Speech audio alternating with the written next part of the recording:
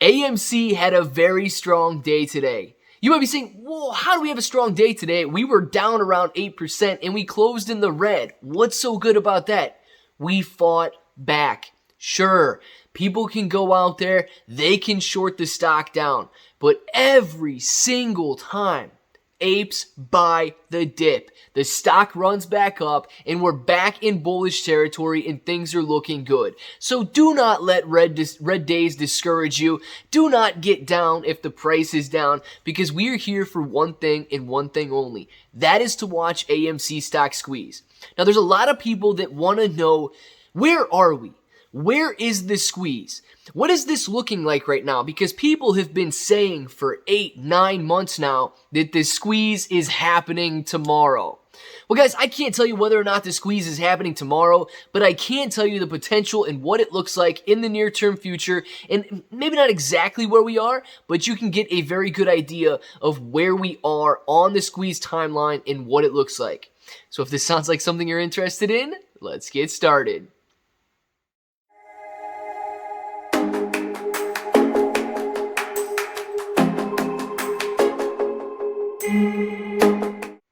What's up, everybody? I'm Clay. I'm here to make 2021 the best year ever. If you haven't clicked that subscribe button, make sure to subscribe to the channel. Join us. Become a bro. We are here every single day, and we are growing our portfolios together. All right, guys, look. Maybe I can't predict the future to a T like some of the other guys out there who are telling you that this is exactly what's going to happen at this exact point in time. And yeah, I've got a lava lamp, but I don't have a crystal ball. But we can still talk about what the squeeze potential is looking like, because there are several bullish factors that could be affecting AMC stock in a very positive way coming up soon, right? It's always coming up soon. It's always one day after another. But it is true, okay? And I'm also going to go as far as and say, back in June, when we did run up, we had the potential for that to be the short squeeze, the mother of all short squeezes. But unfortunately, people sold the stock and therefore the stock fell back down. So let's talk about what this looks like, because a question I get asked very often is, where are we? Just be real with us. Is the short squeeze coming? Is it something that's going to be happening soon? Because a lot of people jumped on in late May, in early June, thinking that that was it. Now, they got in a little higher than maybe they should have, and we had a pullback. And therefore, they've been in red territory in their portfolio for what seems like ages now. Really, it's been a month or two, but they've been in red in their portfolio, and we're finally nearing those levels again where portfolios are turning green, people are getting antsy, and we're starting to wonder, is it near? Now, here's the first thing that I want to address. If you're trying to time the squeeze, if you're trying to get in, you're not in AMC yet, you're trying to get in for the short squeeze, that's dangerous. That's risky. What you end up doing is saying that you can time it perfectly, and sure, we may run from 50, 60, 70, all the way up to $150 in a very short amount of time, but that's when you get in. Now, what happens? You're thinking, I'll never get in at $150. That's way too expensive. I'll get in when we bust a new high at $80 per share.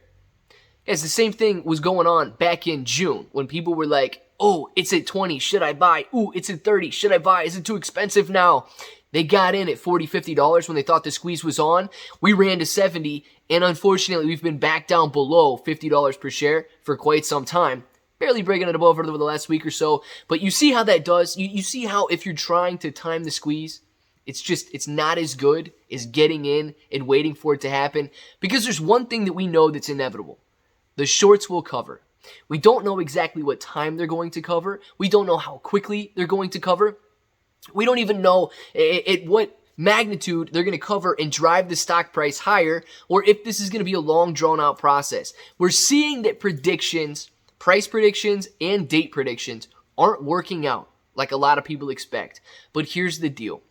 There's a few things that we can look forward to, because when it comes to margin calls and when it comes to hedge funds willingly covering short positions, there's a couple things that we do know.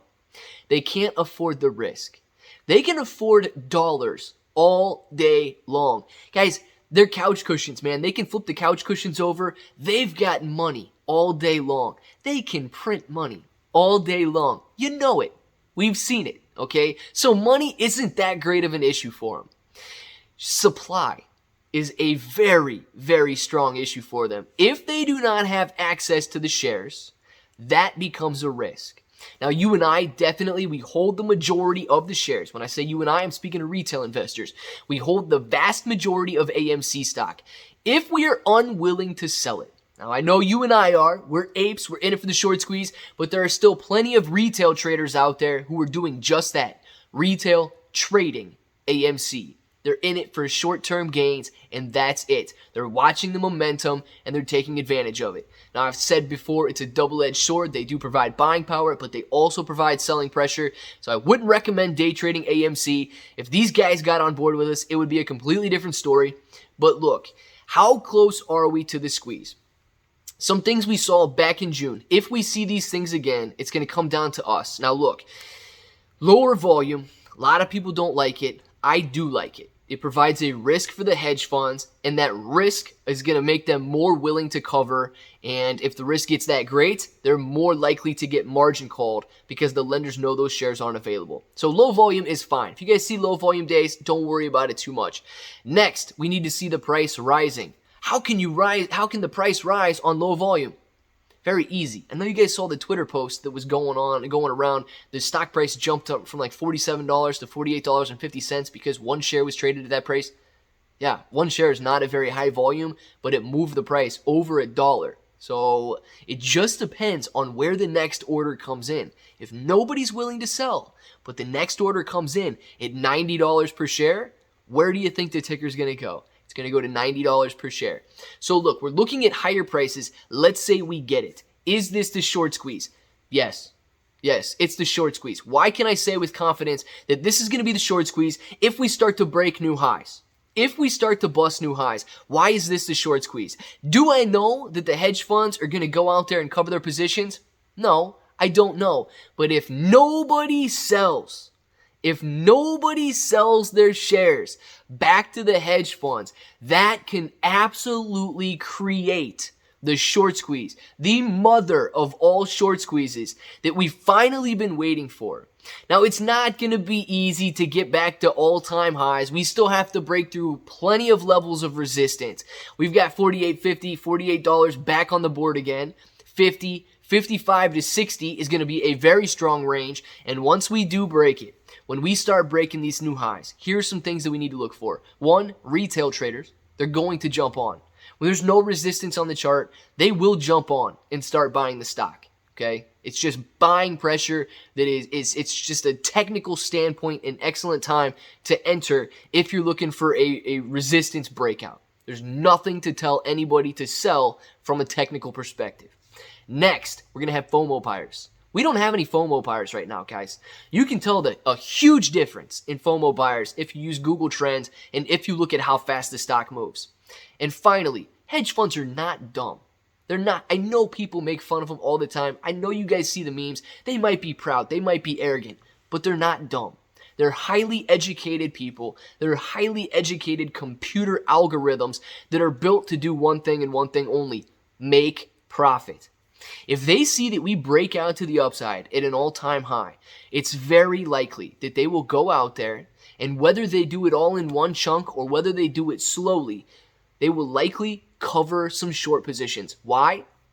Because they know the exact same thing that I just told you. FOMO is going to jump on, and retail traders, these day traders, are going to jump on because there's no technical resistance. So they know that. They are likely to go out and cover some positions. Now, they do that. Ortex estimates all the data out there, sure, but they don't get the thing 100% correct. Now, as they go cover positions, that drives the price even higher. What can they do, though? Here's the only thing that's going to stop this thing from becoming the mother of all short squeezes the next time we start to break new highs.